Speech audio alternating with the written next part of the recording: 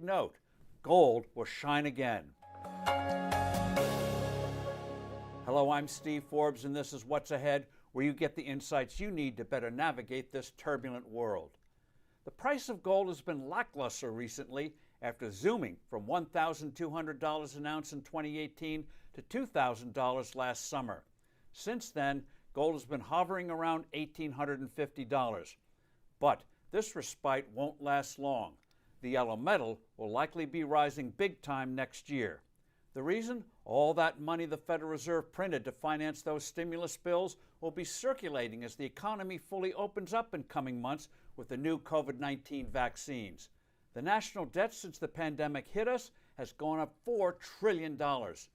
Most of the bonds used to finance this red ink were bought by the Federal Reserve by creating money out of thin air. Here's how that neat trick works. Let's say the Fed calls up a dealer and orders $1 million of U.S. Treasury bonds. The Fed then tells the dealer's bank to credit the dealer's account $1 million. Voila! The Fed has the bonds and the dealer has $1 million that didn't exist before. It's that simple and ominous. The speed with which this huge increase in debt took place exceeds the rapidity of the surge of debt during World War II.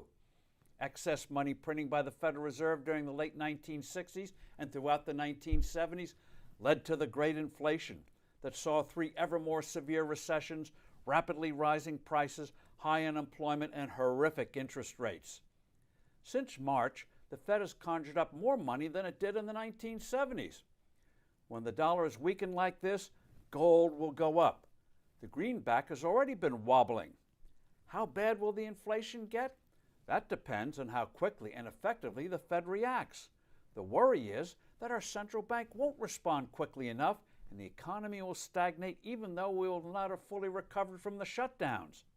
Of course, if the new Biden administration doesn't give in to the left of the Democratic Party for economy-strangling regulations and the Fed pursues a stable dollar policy, then the economy will blossom.